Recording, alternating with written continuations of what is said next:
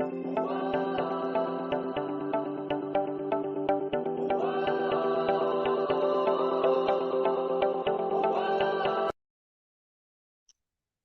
morning, everybody. It's your boy D Mac. Let's talk.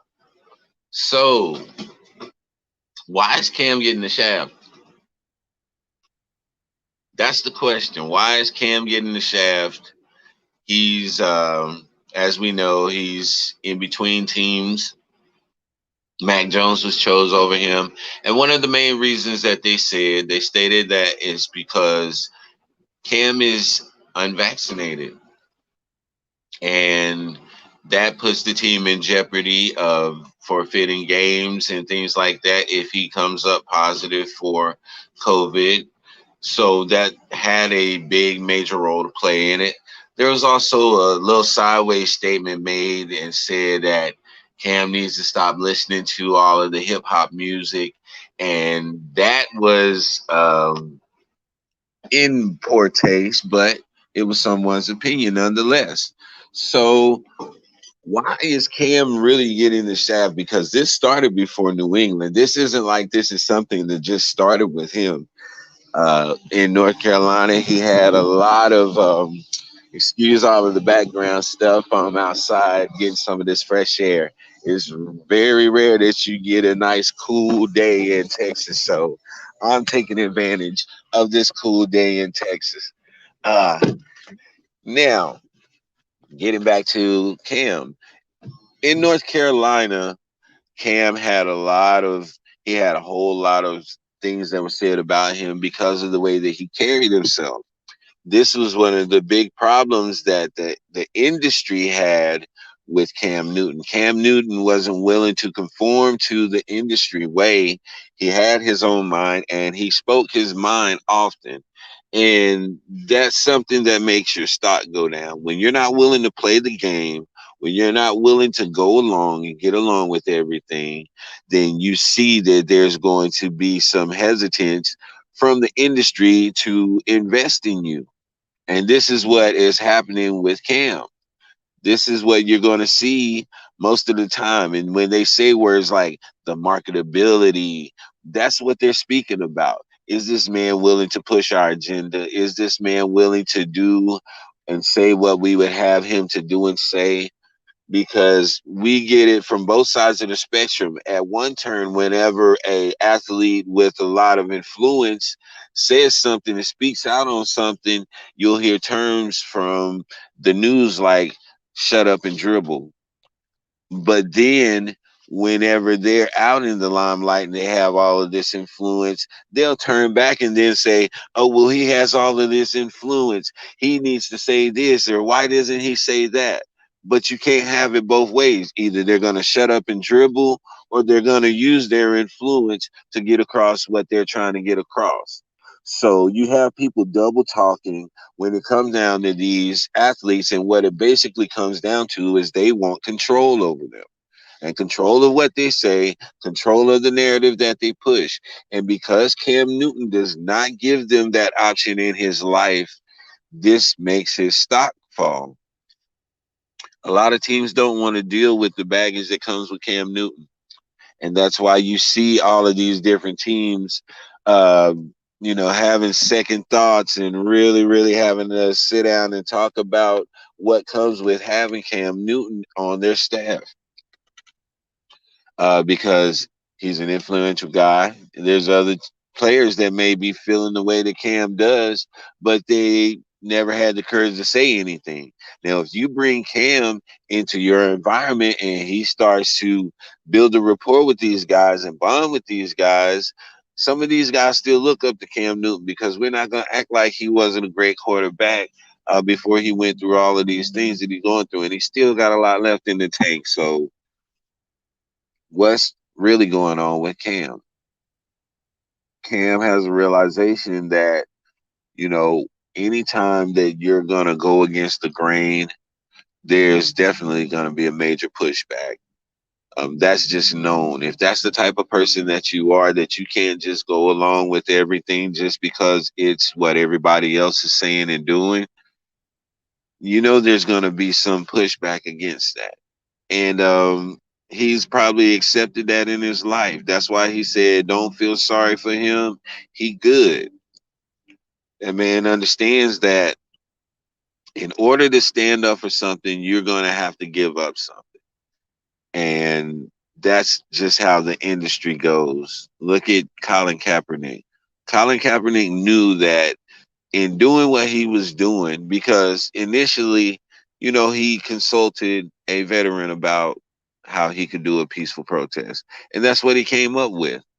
And even in doing it in a peaceful manner like that, it was still scrutinized. So once he got that first response, and then that president weighed in on it, and his whole group followed along with that, he understood that he was going to put everything as far as his career in jeopardy at that point, and he still chose to go through with it. And so that's what I commend him on.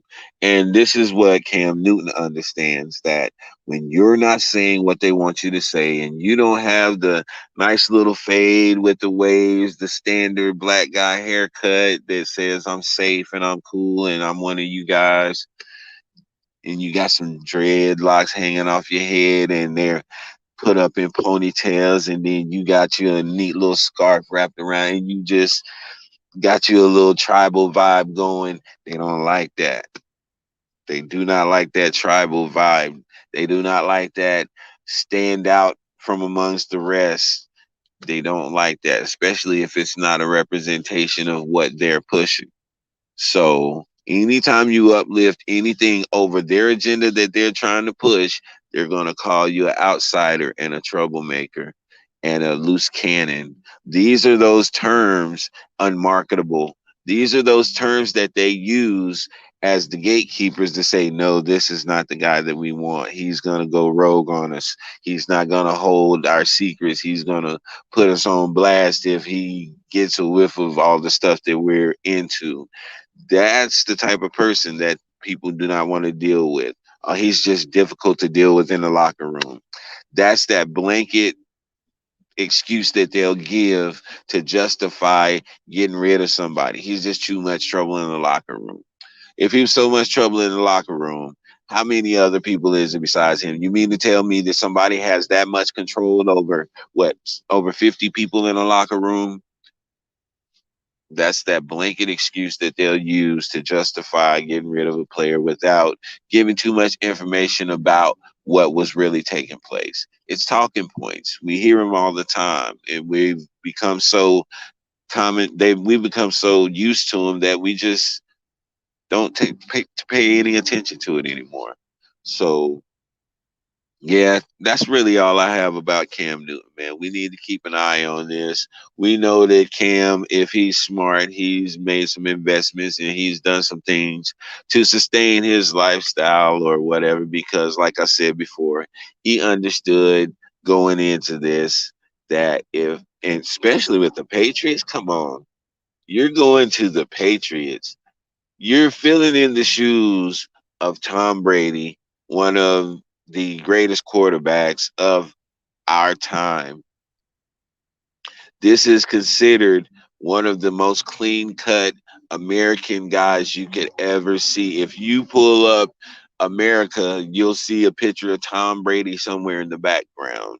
And that's not a slight or anything like that to Tom Brady. He's definitely a great representative of the NFL and all of that. He has that great image. But it seems as though they expect everyone to be a carbon copy of each other. And that's just not realistic. That's the thing that I don't agree with. If you're going to be a carbon copy of somebody else, that means that you've lost yourself and you've given up yourself to be something that you're not. And when you do that, you know what we call it as black people. You know what type of people we call them. We call them the woodland animals that got circles around their eyes that like to wash their food off before they eat it. Can't say the other word, but you know what it is. And so in this world, is that what you have to resort to in order to get some notoriety? Or is that what you have to resort to in order to get accepted into the club? And there's some guys that just won't stand for it. And so they're cool with where they are as long as they don't give up their soul or who they are, their identity, in order to have something. So yeah, I'm gonna just keep an eye out on Cam, man. I salute Cam. Um, I appreciate you for all the great football you've given us, man, especially in North Carolina, man. Because I'm from North Carolina, and I was not was, but I'm still a Panthers fan. And I salute you and I appreciate you for what you did for us, man. So yeah, that's all I have for today. This is your boy Slick Mackin, and you know what I say: sticks and stones can break your bones, but the word can always heal you. I'm out.